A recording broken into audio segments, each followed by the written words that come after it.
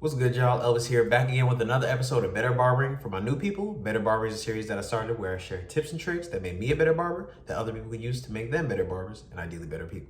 Time is your most important resource. You can't do anything without it. So you gotta be efficient with how you spend it. Today I'm sharing 5 tips that'll help you cut faster. Number 1, the most obvious tip on this list. Focus on the haircut. Being a barber is cool as shit. Work environment, super chill. There's not that many careers where you can go to work, do what you need to do, kick it, talk shit, whatever you want. It's a real chill environment. It can be relaxing, but when it's exciting, it's exciting. And between foot traffic in the shop, people you're talking to your client, joking with people in the shop, generally talking shit, you have the freedom to be on the phone, you have the freedom to go to the bathroom whenever you feel like. You have the freedom to work however you decide. But that amount of freedom comes with a certain amount of discipline. Your schedule's your own. No one's gonna be over your shoulder about how you should do things. But if you're kicking it and lollygagging all day, it can be easy to get distracted from the one important task you have, which is cutting hair. That's what you get paid for. Some clients don't mind that much. They're relaxed. They just let you do you. But some clients don't like to see a barber run around the shop, kicking it with other barbers, taking a break in the middle of the cut to look at his phone or go to the bathroom. Personally, if I had a client that was tripping on me about how I was going about the haircut, not go from, I'm kind of arrogant now, and I'm like, bro, you can find somebody else to cut your hair, bro. I'm gonna do it how I feel like doing it. But I'm also a barber that's not on my phone a lot and run around the shop doing everything but cutting hair. When your energy and attention split up, that just makes you do things slower. Multitasking is a myth. You're not doing anything great. You're just doing multiple tasks with a lower level of quality. Number 2, stay rested and hydrated. Maintaining your health affects how you feel. If you're not rested, you're obviously not gonna have energy. You're not gonna be working as productively as possible. But also being hydrated is super important, because when you're dehydrated, you tend to feel tired, even if you're not. You could have got all the rest last night, but if you ain't drink any water, you're gonna feel tired. You're not gonna be working as efficiently as possible. And if you're tired, hungry, or thirsty, your mind's not gonna be fully in what you're doing. So your attention will be divided and you generally won't be doing things as well. Tip number 3, develop a system. Where a lot of barbers, beginner as well as experienced, lose time is not developing a system, like a strict system of how to approach a haircut. If you're jumping around from place to place in the fade, using one tool for this, then picking up another tool for something else, but then jumping back to this tool, but then jumping back to that tool, you lose a lot of time within transition. From switching from one thing to another, you lose time every time you make that transition. Without getting too in depth, my recommendation for anybody trying to speed up their time, if you're using multiple clippers and tools, don't put one tool down until you're done with everything you're gonna do with that tool, and then pick up the other tool. Because if you do half a blend line here and then pick up another tool to do another thing, then pick the other tool back up, you're doing a lot as far as doing different motions, but you're not getting a lot done. Having a systematic approach to any given haircut, like let's say a fade, all my fades, I approach the same way because I have a system. First, I start with trimming the top down to whatever length it's gonna be, and then I start with my guidelines.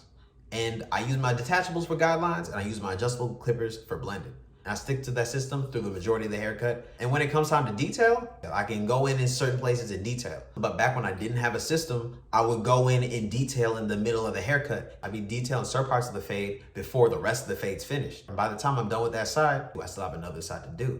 Versus if I went through my current system of blending, just going through the whole haircut and then had a designated time to detail at the end, that actually leaves me a lot more time to do the detailing than otherwise.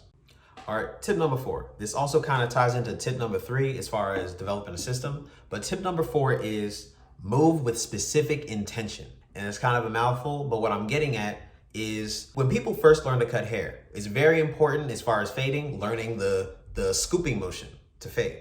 But after learning that, I see a lot of barbers, whenever they're blending out a guideline, they're just kind of flicking aimlessly, hoping that it's gonna blend. No, that's not how that shit works. You might get lucky with a few good fades doing that, but getting a good haircut is all about intention. Like specifically knowing where you're placing the clipper is most important. Because most barbers are just kind of flicking aimlessly in a specific area, hoping that it's gonna blend. Being specific with where and how you place your guidelines, as well as how and where you're blending, saves you so much time. Because just aimlessly flicking, most people are just gonna flick until it looks blended. But if you know exactly where to put the clipper, at what lengths, and what technique, and how to hold it, then you're not wasting as many strokes with the clipper, which means you're saving so much time. When I first learned to cut hair, I was doing that same shit, just kind of hoping it would blend. Back then, it took me a few minutes to blend out each guideline. because I built the muscle memory, but my eyes weren't super trained and I wasn't being intentional with where my placement of the clippers. So I just would get lucky.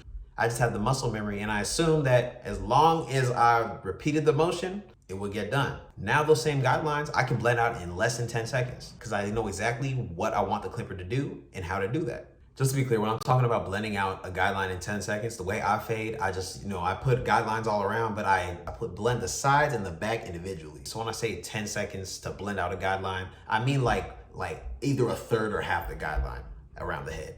I just want to be clear about that, but it's still fast as shit, so. Number 5 tip for cutting faster, race yourself. The first time I did a fade, it might've took me 2 hours. And then I got comfortable enough to where I had it down to about an hour minimum. And I was really just cooling with that duration for a while because my appointment slots were an hour and I was like, that's fine, it's whatever. But then I got to barber school and my instructor was getting on my ass about cutting faster. And I was thinking like, why I gotta cut faster? I like how I'm cutting, you know what I'm saying? I don't got a problem, my clients don't got a problem, why I gotta cut faster? And he told me something that I thought that's low-key obvious now, but I didn't think about it until that point. But the faster you cut, the more money you make. If you can cut twice as fast, potentially you can make twice as much money. I didn't think about that. So I spent time trying to train myself to be faster and I was racing myself with a stopwatch. And the first time I made an attempt to do a fade as fast as possible, I did it in like 10 minutes. And keep in mind, that fade didn't look as, detailed as the fades I spent an hour on, but I got the fade done in 10 minutes. So if I had an hour appointment slot, that gives me 50 more minutes to detail. It gives me buffer time. It gives me time to do other services if I want to. It made me realize being more time efficient opens up my time. This video is all about cutting hair faster, but I do not condone rushing through a haircut. There's a difference between working quickly and rushing. Clients can tell if you're rushing. Rushing feels like you're rushing. It's kind of sporadic, but if you build up the muscle memory and the habit of working faster, your base speed is just gonna be faster.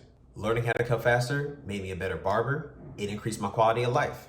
Now my appointment times are still an hour. I can do a fade in 10 minutes, but I usually take like 30. And if I'm taking more than 30, I'm taking my time, but I can afford to do that. And with the extra time, now I have buffer time for appointments. If somebody's late, it's not gonna really mess up my schedule. But if they are late, there's a fee you gotta pay. Clients also really appreciate you being more efficient with your time because that's less of their time they're spending in the chair. Chances are your client likes you or likes talking to you or whatever, but nobody wants to spend more time in the chair unnecessarily. All right, y'all, that's all I got for today. I appreciate y'all watching. If you got any value, please go ahead and like, subscribe, all of that. If you got some more time-saving tips, drop them in the comments. Other people use them.